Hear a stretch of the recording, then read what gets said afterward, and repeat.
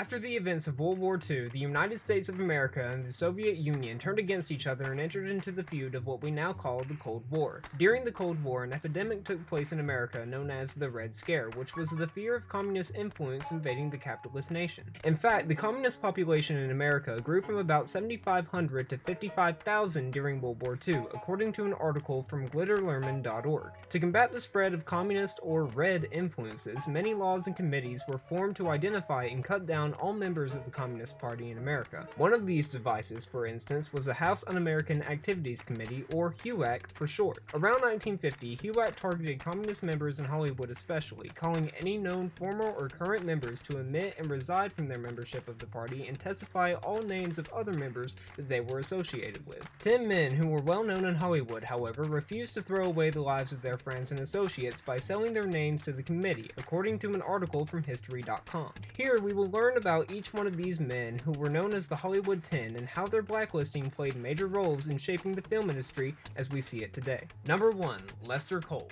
In 1933, he and two other soon-to-be Hollywood 10s created the first Hollywood guild known as the Screenwriters Guild, which sought to protect the artists of the industry from laws that restrained their rights of expression and speech, and a year later he joined the Communist Party. Life was going great for Cole during the years of 1935 through 1947 as he went on to produce more than 40 scripts. In 1947, Cole was confronted by HUAC regarding his affiliations with the Communist Party. During the time of his sentence, his script for Viva Zapata was reassigned to and completed by John Steinbeck, who was nominated for an Academy Award for the movie, taking the credit that would have belonged to Cole. Number 2. Alva Bessie. When called to testify by HUAC, Bessie refused to cooperate, saying, "I will never aid or abet such a committee in its patent attempt to foster the sort of intimidation and terror that is the inevitable precursor of a fascist regime." Yeah, I know, a lot of fancy words. Well, you've gotta hand it to the guy. He was a novelist, and he made a really good point. The kind of aggressive and harsh behavior HUAC treated suspected communists with was not much different from the kind of behavior the committee claimed to prevent. Number 3. Herbert J. Biberman. Although he never returned to Hollywood after his sentence, he worked with fellow blacklisted artists to direct the independent film Salt of the Earth. According to David Dunbar, a writer for The Hollywood Reporter, the film was denounced by the House of Representatives and the financing was investigated by the FBI and was banned for 11 years after it was released. 22 years after Biberman's death, the United States National Film Registry selected the film for preservation as being, quote, culturally, historically, or aesthetically significant. Number 4. John Howard Lawson. In 1938, John was nominated for an Oscar for Best Story on account of his movie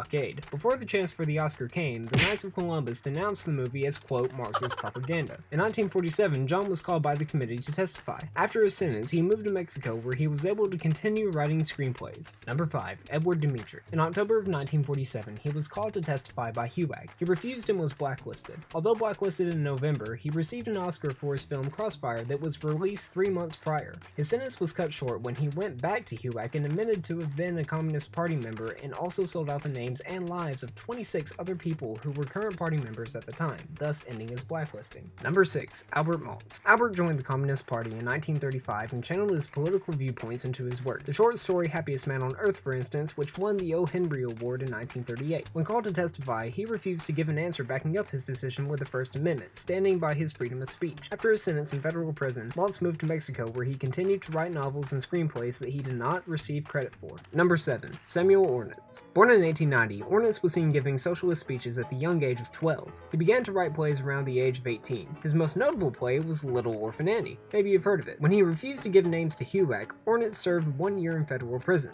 That didn't stop him from writing though, because he published his most successful novel, Bride of the Sabbath, while he was still in prison.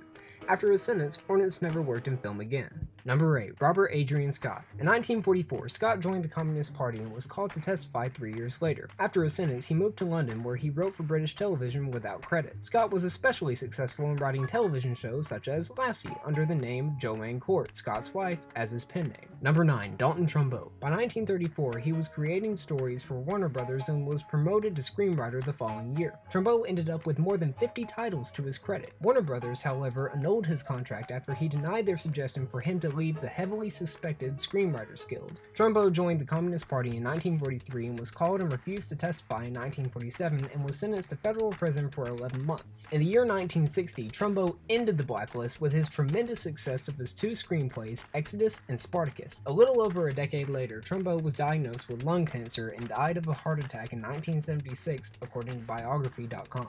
And finally, number 10, Ring Lardner Jr. 2 years after he started directing, he was already making success with his box office hit A Star is Born and had just stepped into the Communist Party in Hollywood, where he started attending meetings regularly. By 1947, he was one of the highest paid Hollywood writers, making $2,000 a week for 20th Century Fox. The same year, he refused to testify for HUAC and served his sentence in the penitentiary in Danbury, Connecticut.